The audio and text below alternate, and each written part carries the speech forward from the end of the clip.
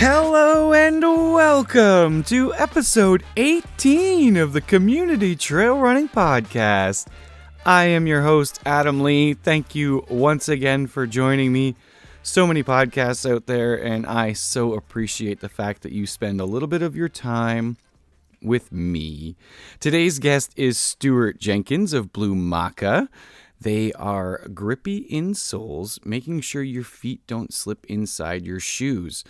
Now, I know maybe you're wondering, how did this come about? And I just want to make it clear that I reached out to Blumaka after reading about them in an article on The Athletic.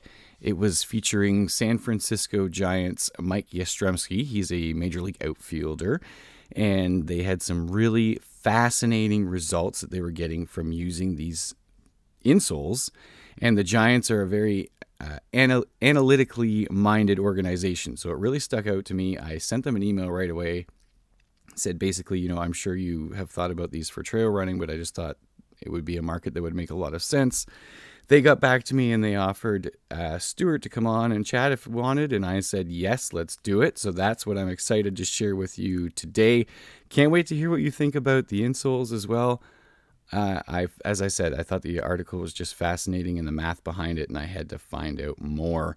There's no real preamble to today's podcast. We're pretty much just getting to the interview with Stuart. If you have time, I would really appreciate you liking, subscribing, reviewing, telling your friends, playing this out the window of your car, whatever it is, sharing anything you can about community trail running. I really appreciate you taking the time. But today is about Stuart. It's about Blumaka and the grippy insoles. Let's go.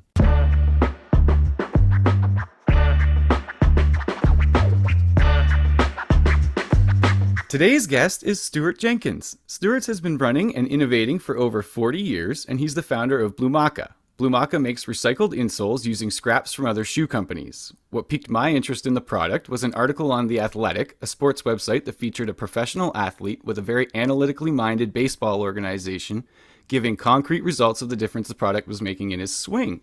The insoles provide interior shoe traction, meaning your foot doesn't slip inside the shoe at all. Stuart, thanks for taking the time to talk about these insoles today. Pleasure to be here. Thanks for your interest. I really appreciate it. We mentioned baseball, so I'm going to lob you a softball right off the bat, especially as a trail runner, but just in general. Why is it important my feet don't slip for performance in my shoes, and how does Blumaka accomplish this? Well, just generally, you can't name any activity, any sport where slipping is helpful to performance. Like maybe in Canada you can do curling, I guess. But that's the only sport I can think of where slipping is encouraged, right? And so when you don't slip, you have better balance, you have better power, you have more stability. And when you think about it in a very practical way as a trail runner, the reason people have black toes is not because their shoes don't fit. It's because they've bought the proper shoe. And when they're running downhill fast, their feet slide down and hit the end of the shoe, right? Mm-hmm. So you're buying a $150 pair of shoes. They fit perfectly. And yet when you're running down a trail, you're going to get black toes. Or is that really the best we can do in 2023? So the notion that slipping and sliding inside your shoes is a good idea when we spend all of this money and effort to make sure you have the proper traction system, the right outsole so it's just a disconnect, and it was an opportunity to make everything a little better. You're not making anything, 20 or 30% better, but you're making it a little better. Why do all baseball players wear batting gloves? Babe Ruth hit a lot of home runs without a batting glove, right? Mm-hmm. But somebody figured out you're going to have less slipping in your hands if you have a glove on. Probably adds a point or two to every hitter's statistics. So everybody got a little better by adding a glove. Not revolutionary, just important. It's a great way to look at it, especially if it's as simple as just adding a tool to the tool belt kind of thing. Well, yeah, I mean, the human superpower is making tools, right? Mm. That is our superpower. And, I've done enough running on trails, and nothing annoyed me more trying to go fast on a trail and it's a little bit of a side hill lie. And your foot, plant your foot, and instead of having a stable plant, you slide to the bottom of your shoe. You sort of roll, and all of that sideways sliding is energy or the loss of energy, and it has not positioned your foot to push off and drive you forward. So you plant your foot, you slide sideways, then you stabilize, then you push off. And in the Blumaka Connect, the goal is you plant your foot, even in the side hill lie, and you're planted and you're thus pushing forward. So you have more power going up the hill and you don't slide going down the hill. Slipping is not helpful. Running, golfing, baseball, football, nothing. You mentioned that you're not quite ready to come out with the biomechanical results yet. I love that they did their own testing in the athletic article, and they found such a difference with the shoes, or with the insoles, rather. I'm wondering, how do you make the benefits of the product obvious to those you're trying to sell to in the meantime? Gosh, if I knew that, I'd probably be selling a heck of a lot more insoles. We will make if I had the biomechanical data, it would be public. We started the biomechanical testing in February. We've got over 65 players in it. And of course, as biomechanists wish to do, they would like to have 10,000 before they release any data. Mm-hmm. But we got 65 people through the program so far. I believe they're going to give me access to the data sometime in August or September. But as soon as I have it, it's going to be public. And as I said, I think what they're finding is that, at least preliminarily, not I can't certify it yet, but more ground forces and more stability, less ankle movement and less knee movement. And if all of that's true, that would probably mean that while you can't make injury prevention claims, having your knees and ankles move sort of randomly is not conducive to good health either. So we think all of that is important. But in the meantime, what's frankly happening right now is, one baseball player is telling another baseball player who's telling another baseball player. I mean, major league catcher just ordered a pair last night. This morning I see a all-star ordered 3 pair.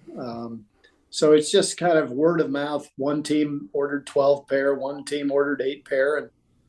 And look, if this product is doing what the players believe it's doing, I haven't paid them, I haven't talked them into it. I mean, they're telling each other, if it's doing what they say, the players that have it are going to have an advantage, and the players that don't will not have that advantage. I can't say yet what the advantage is, but I just didn't want to go out and start saying, well, this will do this and this will do that. And I just thought it was better to let sort of the world find us rather than hyping it. If the world finds that our product works, I think many people will buy it. We've tried it on some ultra marathoners, and they're saying, well, it's a little thicker than my other insole. Well, yeah, it is. I'm still fighting my way through the weeds of, what does the ultra runner think of this, or the ultra marathoner? I mean, it provides more cushioning than the existing insole. It's going to provide that cushioning for a lot longer. We've got people that have now run in our insole for over 600 miles, and it still has its original cushioning, or close to it. They're not falling apart. Our insole is, it has little bumps on it because we're using recycled materials, which we think the little bumps on the top are good for foot health. It stimulates the foot. The earth is not smooth and flat. But we still have to see what the aggressive runners think about it. I like it because I'm not moving around on side hills and down hills, and I'm getting more power to my feet going uphill. If you're sliding going downhill, you're also sliding going uphill. And if you're sliding back 1/4 of an inch with every step, well, it's inefficient for sure. So we're still learning, I guess I would say. But I just know I don't slip around inside my shoes, which I like. and I'm more comfortable, which is always a good thing. And I think you kind of segued into my next question super easy, so thank you, about lessons learned. You've been involved with countless shoe companies and innovations over the years. I'm sure constantly learning is a big part of that. Is there a lesson that you've learned at Blumaka so far that has stood out? I think what I've discovered is that there's a lot of attractiveness in the world, or a lot of traction to recycled products. Everybody wants them to do well, but people are sort of tired of, oh gosh, it doesn't perform as well as my original or as the virgin material, or I'm compromising because it's recycled. And here, we've put Blumaka at the main street, or the intersection at the main street of performance and doing what's right for the planet. And so far, the response to that, I would say, has been overwhelming. I mean, people appreciate that. I think I'm still winning over skeptics. They don't quite believe it. So I think I've learned that. I would also say that this is one of those products where you can just feel people rooting for you. They want a high content recycled product to be better. They want it to work. And that feels different to me. But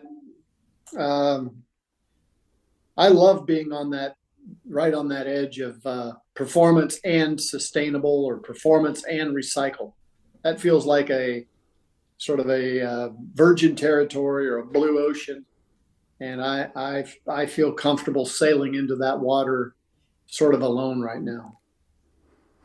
You've done plenty alone as far as running goes as well. You've got about 90,000 miles, you said, in your life. Grand Canyon, rim to rim to rim, some impressive marathons, including winning in St. Louis and Bangor. And your longtime belief is you should run like you want to live and live like you want to run.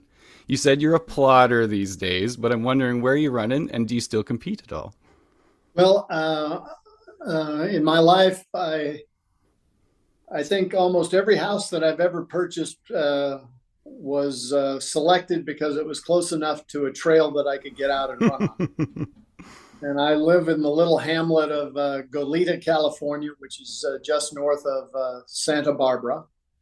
And we have open space and parks, and it connects with the University of Santa Barbara. So I generally go out on what they call the bluffs in Goleta, which is several hundred feet above the ocean. And at low tide, I can do loops. I can be on the beach for a mile or two, and then on trails the rest of the time. And so I get most of my training there. And, I grew up on a cattle ranch in central Nebraska, and our ranch was on gravel roads. So in my early years, I did almost all of my training on gravel roads. And I think that might have been my secret weapon to training. I didn't realize how inefficient gravel roads were until I got to the big city and discovered pavement. But maybe one of the reasons I've been able to run so long is I've primarily run on dirt and dirt roads. But it's not a hard choice for me. If there's pavement and there's dirt, I'm on the dirt. I'm right there with you. I just want you to tell us where we can find Blumaka and follow along and all of that. Yeah, you can find Blumaka at blumaka.com. It's BLUMAKA.com. And you can learn all about what we're doing in the footwear industry. And then we have our insoles there. And, we love your support. And, I feel like this is a business where we have a chance to have a nice business, but we also have a really good opportunity to do good. I mean, the foam that goes in our shoes would otherwise be burned or buried or something nasty happening to it. And we're taking it and making better products. And that's kind of fun. Amazing. Huge thank you to Stuart Jenkins. Huge thank you to all of you for listening. Shout out to race volunteers everywhere. And until next time, I'm Adam Lee, and this is Community Trail Running.